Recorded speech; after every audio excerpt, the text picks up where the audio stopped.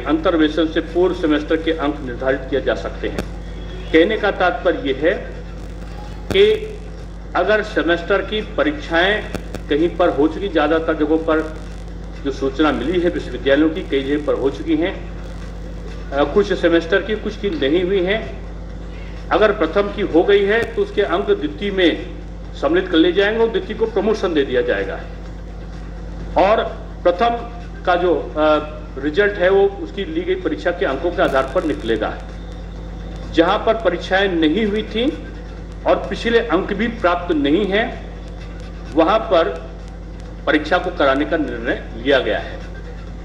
ये केवल दिशा निर्देश हैं और दिशा निर्देश के अनुसार विश्वविद्यालयों को अधिकृत किया गया है कि अपनी आवश्यकताओं के अनुसार, अपनी तैयारी के अनुसार जो दिए गए दिशा निर्देश हैं उनको समायोजित करते हुए परीक्षा का निर्धारण करने के लिए अपनी कार्यकारिणी परिषद से और जो उसकी अधिकृत संस्था है उससे वो अनुमति लेके परीक्षाओं का संपादन अपने स्तर से करा सकते हैं। वार्षिक जो परीक्षा पद्धति है उसके संदर्भ में जो दृष्टिकोण रखा गया है कि प्रथम वर्ष की परीक्षाएं जहां संपन्न हो गई हैं वहां उसके अनुसार रिजल्ट निकाल दिया जाएगा और द्वितीय वर्ष को प्रथम वर्ष के आधार पर नंबर दे दिए जाएंगे, स्नातक में भी और स्नातकोत्तर में भी। लेकिन अगर स्नातक का जो प्रथम वर्ष का मान्य परीक्षा नहीं हुई है तो स्नातक को हम प्रमोशन दे देंगे और द्वितीय वर्ष की परीक्षा को भी हम संपादित करेंगे। स्नातक और स्नातकोत्तर तृतीय वर्ष की परीक्षाओं को लेने का निर्णय लिया गया है।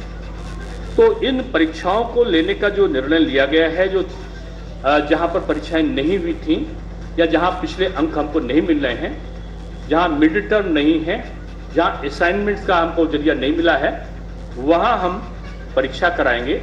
जहां पर हमको पिछला रिकॉर्ड मिल रहा है वहां हम प्रमोशन देने की कार्रवाई कर रहे हैं।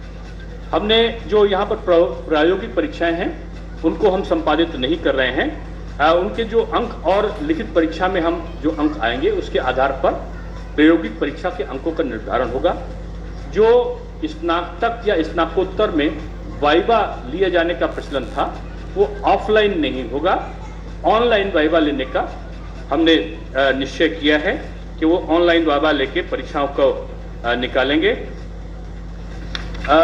इसके लिए कुलपति और कार्य परिषद को अधिकृत किया गया है कि प्रश्न पत्रों का स्वरूप क्या हो, परीक्षा का स्वरूप क्या हो, बहुविकल्पी हो या OMR पर आधारित हो अथवा विस्तृत उत्तरीय प्रश्न पत्र, ये विश्वविद्यालय को अपनी तैयारी के अनुरूप विचारणीय होंगे। यदि किसी विश्वविद्यालय द्वारा किसी पाठ्यक्रम विशेष की परीक्षा ऑनलाइन कराना संभव होगा तो वो स्वतंत्र होगा, उस विश्वविद्यालय को हम अधिकृत करते वो ऑनलाइन भी करा सकता है अगर चाहे तो। जो अभी तक ये अपेक्षा हमने करी है कि कोविड-19 के जो गति है, जो अभी द्वितीय लहर में नुकसान पहुंचा है उसको देखते हुए सावधानी बरतनी है, गाइडलाइन का पालन करना है। परीक्षाएं कहीं भी 3 घंटे की नहीं होंगी। प्रयत्न ये होगा कि 1 घंटे में परीक्षा समाप्त करें। अगर किसी परीक्षाओं को 1 घंटे में संपादित करना किसी विश्वविद्यालय के लिए संभव नहीं हो पा रहा है तो अधिकतम समय 1.5 घंटे तक हो सकता है। और कोशिश ये हो कि यदि प्रश्न पत्रों को आपस में मिलाकर हम उनको छोटा कर सकते हैं या बहुविकल्पी प्रश्न पत्रों के आधार पर हम उनको पूछ सकते हैं तो उसके आधार पर हमें प्रश्न पत्रों को तैयार करने की छूट होगी विश्वविद्यालयों को। और सब में जो बचाव का प्रोटोकॉल है, डिस्टेंसिंग का पालन है, ये सुनिश्चित करेंगे।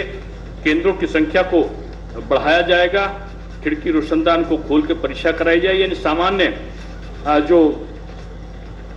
सामान्य जो गाइडलाइन है जो कोविड-19 की उसका अच्छा सा अनुपालन करने की व्यवस्था रखी गई है।